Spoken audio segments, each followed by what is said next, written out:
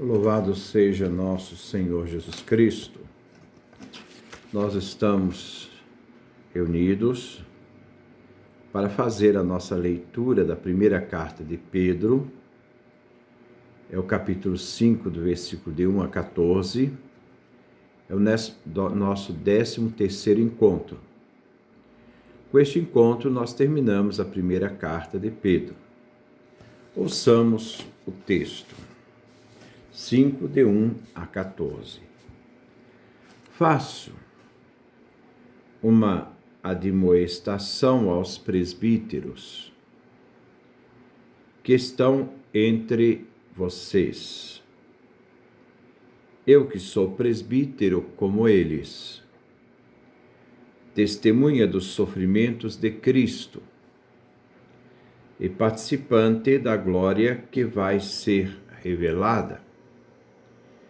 Cuidem do rebanho de Deus, que lhes foi confiado, não por imposição, mas de livre e espontânea vontade, como Deus o quer. Não por causa de lucro sujo, mas com generosidade, não como donos daqueles que lhes foram confiados, mas como modelos para o rebanho. Desse modo, quando aparecer o Supremo Pastor, vocês receberão a coroa de glória que não murcha. Perseverança na fé. Versículo 5. Igualmente vocês, jovens, obedeçam aos mais velhos, e todos vocês revistam-se de humildade no relacionamento mútuo, porque Deus resiste aos soberbos, mas dá a graça aos humildes. Abaixem-se diante da poderosa mão de Deus, a fim de que, no momento certo, Ele os levante. Coloquem nas mãos de Deus qualquer preocupação, pois é Ele quem cuida de vocês. Sejam sóbrios e fiquem de prontidão, pois o diabo, que é o inimigo de vocês, os rodeia como o leão que ruge, procurando a quem devorar. Resistam ao diabo, permanecendo firmes na fé, pois vocês sabem que essa mesma espécie de sofrimento atinge os seus irmãos que estão espalhados pelo mundo. Depois de sofrerem um pouco, o Deus de toda graça, aquele que os chamou em Cristo para a sua glória eterna, Ele os restabelecerá e firmará e fortalecerá, e fará com que vocês sejam inabaláveis. A Deus pertence todo o poder para sempre. Amém. Saudações finais. Por meio de Silvano, que eu considero irmão fiel, escrevi a vocês essas poucas palavras, para admoestá-los e dar testemunho de que esta é a verdadeira graça de Deus. Permaneçam firmes nela. A comunidade que vive em Babilônia, escolhida como vocês, manda saudações. Marcos, meu filho, também manda saudações. Saúdem-se uns aos outros com um beijo da caridade. Que a paz esteja com todos vocês que estão em Cristo. Com esta leitura, nós terminamos este primeiro livro da carta de Pedro. Com esses versículos, vamos concluir a reflexão da carta de Pedro. Nossa primeira carta. Em seguida, vamos refletir a segunda carta de Pedro. Versículo 1. Exorto os anciãos que estão entre vocês, eu que também sou ancião, como eles, testemunha dos sofrimentos de Cristo e participantes da glória que vai ser revelada. Pedro agora dirige sua palavra aos anciãos, isto é, aos presbíteros, os padres da época. A eles é que Pedro quer referir o que ele tem a dizer. Pedro afirma que também ele é um ancião, é um presbítero, mas acrescenta o peso de suas palavras como testemunha ocular. Pedro é testemunha das palavras e ações de Jesus. Ele é testemunha dos sofrimentos de Cristo, sua paixão e morte, como testemunha da ressurreição e a garantia da vitória futura, que será revelada quando Cristo Jesus vier em sua glória. Este é a garantia e também a autoridade, da autoridade que fala na carta. Então, Pedro é a garantia da verdade de tudo aquilo que a carta diz. Versículo 2. Tomem conta do rebanho de Deus que lhes foi confiado, cuidando dele, não por obrigação, mas de livre e boa vontade, como Deus quer, não por lucro vergonhoso, mas com generosidade. Pedro inicia uma série de imperativos que marcam esses versículos. São exortativos, não ordens. Faz parte da prudência pastoral de um pastor, que não é mercenário, não trabalha pelo dinheiro, não é ganancioso. Primeiro, tomem conta do rebanho de Deus que lhes foi confiado. Aos presbíteros foi confiado o rebanho. O presbítero não é dono do rebanho, nem deve dispor do rebanho como quer, ou aproveitar para o seu próprio interesse. O rebanho não pertence a ele, mas lhe foi confiado. O rebanho é de Deus, por isso se deve saber administrar o que não é nosso, mas de Deus. Segundo, cuidem dele. O cuidado, o zelo pelo bem daqueles que são de Deus. Mas cuidar como? Essas normas mostram como o padre, naquela época, deveria se comportar, que também são normas para a regra do dia de hoje. Não é? Então ele vai lá. Como cuidar? Primeiro ponto, não por obrigação, mas de livre e boa vontade, como Deus quer. O presbítero não é um funcionário, ele é um vocacionado. A vocação não é aquela que faz o que a pessoa quer, mas aquele que exerce a função para o qual foi chamado. Ele não pode fazer o que bem parece de sua cabeça, inventar modas e achar que tem poder para fazer o que quer. A igreja não é bagunça. Não. Quem age segundo sua vontade e não segundo a vocação, é funcionário. É um empregado que trabalha pelo dinheiro, mas não pelo serviço, pelo amor ao povo que lhe foi confiado. O presbítero deve agir de livre e boa vontade, sem coação. Em tudo servir. Isto é o que Deus quer. Uma vocação arrogante faz de seu agir um serviço à própria vaidade e usa das coisas de Deus em vantagem própria.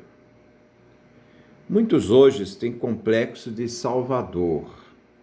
Acham que eles sabem tudo, os outros nada sabem. E que eles vão salvar o mundo. Quem salva é Deus. O presbítero é um instrumento inútil, pois quem deve aparecer é Deus, e não o presbítero. Haja vaidades para o dia de hoje. Segundo ponto, não por lucro vergonhoso, mas com generosidade. Não é o dinheiro o objetivo do presbítero. Se ele quer o dinheiro, então vai trabalhar, numa empresa. O trabalho deve ser generoso. Fazer negócio com o rebanho de Cristo, diz Pedro, é vergonhoso. Acreditar e agir com a providência divina é uma ação de forma generosa, de confiança em Deus. Versículo 3. Não como donos daqueles que lhes foram confiados, mas como modelos para o rebanho. Cuidar como? Continua Pedro. Não como donos daqueles que lhes foram confiados. Não somos dono do rebanho. Deus é o dono do rebanho. A atitude do presbítero é ser modelo, exemplo para o rebanho. Às vezes encontramos presbíteros dizendo: o povo exige muito de nós. Sim, e tem que exigir.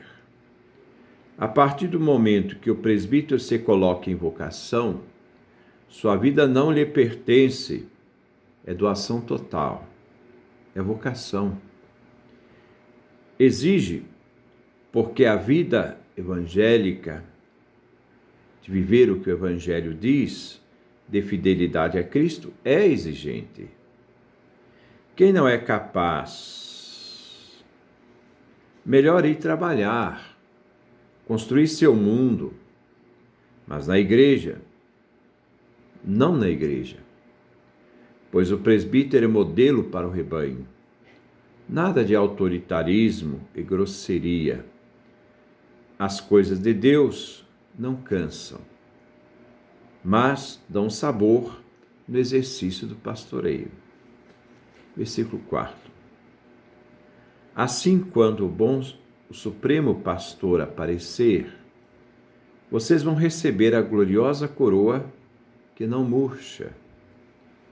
Jesus Cristo é o Supremo Pastor.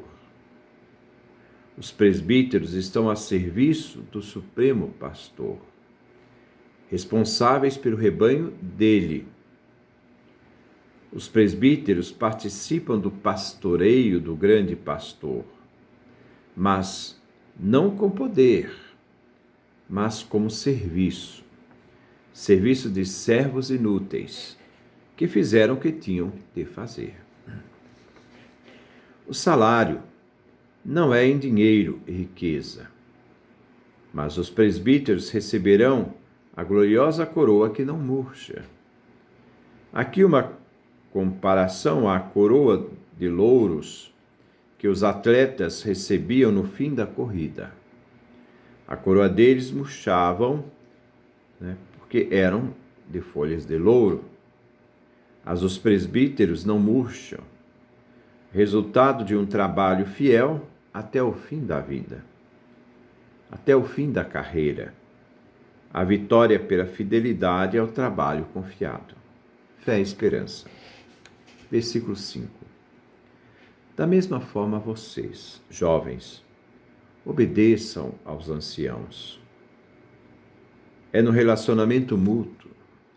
E no relacionamento mútuo. Revistam-se todos de humildade, porque Deus se opõe aos arrogantes, mas concede seu favor aos humildes. Pedro dirige aos jovens no ímpeto da juventude. Eles devem obedecer aos presbíteros, os anciãos. Uma atitude de comunhão para aqueles que estão na flor da idade e são tentados a mudar tudo e fazer tudo do jeito deles. Comunhão com os presbíteros é o que se pede. Atitude de obediência, saber ouvir. No relacionamento mútuo, isto é, recíproco, que todos os jovens presbíteros e todos os outros revistam de humildade, visto que Deus se opõe aos arrogantes, aos presunçosos, que não escutam, que recusam ouvir os outros. Deus concede o favor aos humildes. Os benefícios de Deus são entregues àqueles que exercitam a humildade, aos que são capazes de ouvir. Versículo 6. Abaixem-se, então, debaixo da poderosa mão de Deus, para que no momento certo Ele nos levante. A atitude de humildade é se colocar debaixo da poderosa mão de Deus.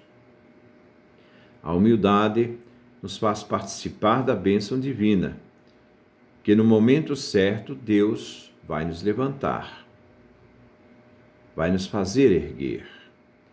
Existe o momento certo, seja na vida, seja na morte. Versículo 7. Confiem a Deus toda a sua preocupação, pois é Ele quem cuida de vocês.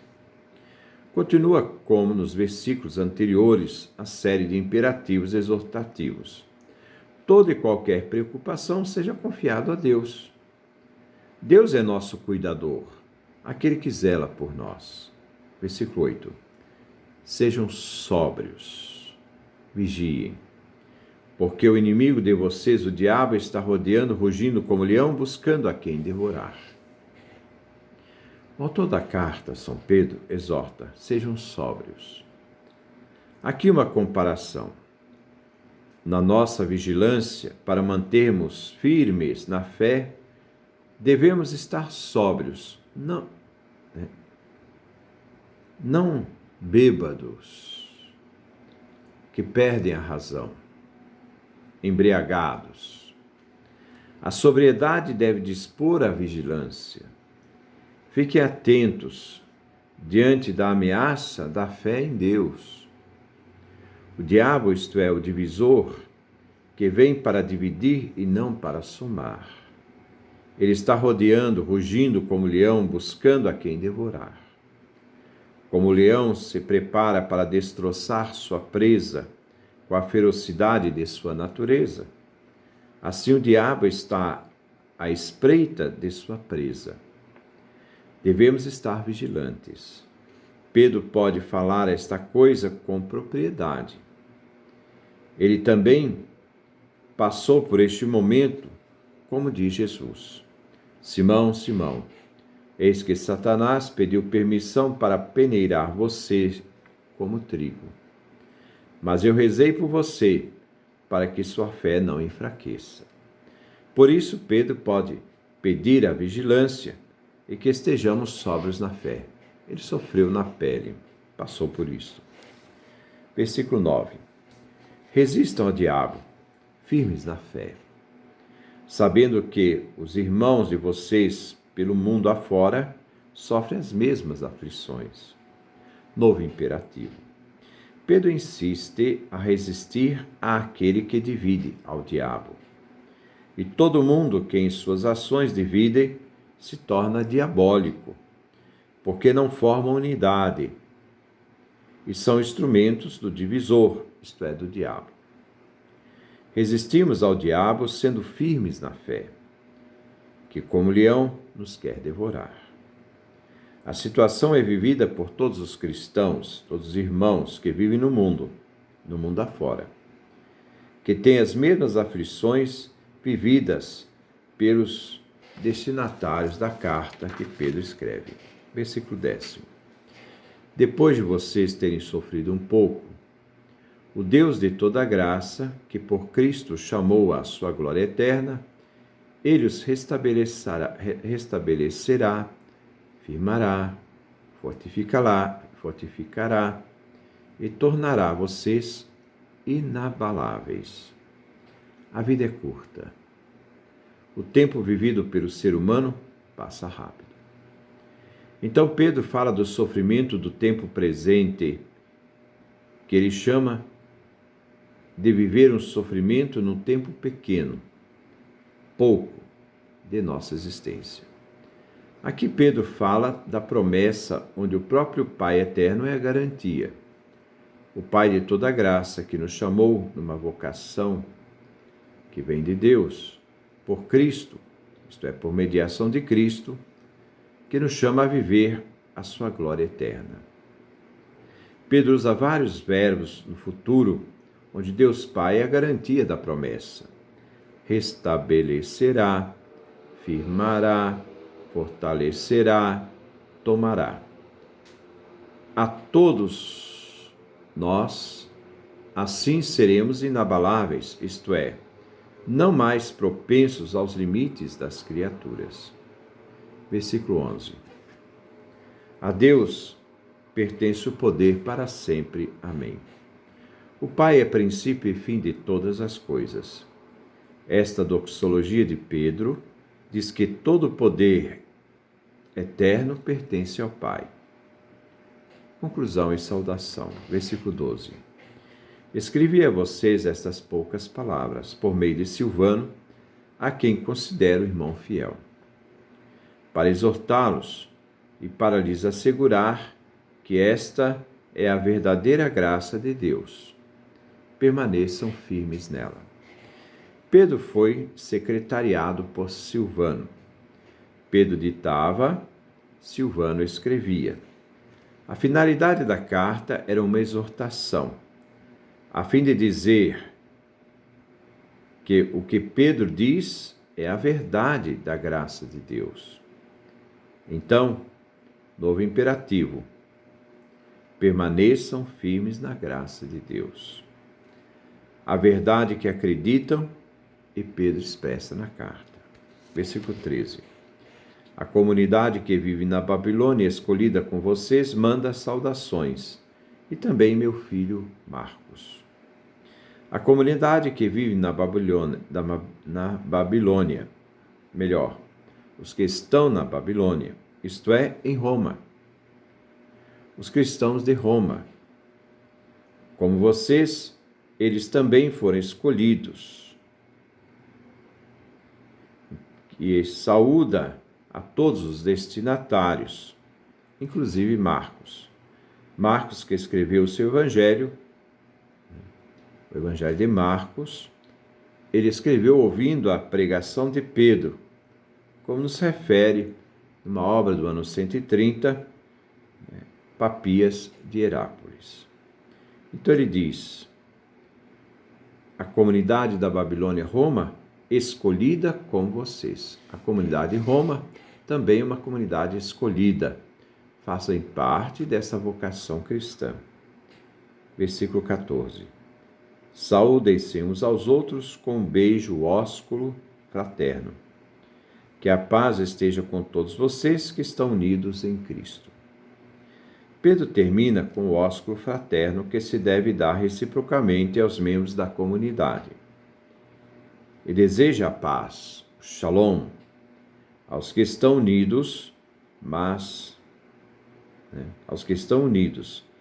aos divididos, isto é, os diabólicos, eles não são possuidores dessa paz, mas são possuidores dessa paz aqueles que mantêm a unidade na pessoa de Cristo Jesus. Então, que Deus nos dê a sua graça, a sua bênção, a sua face resplandeça sobre nós.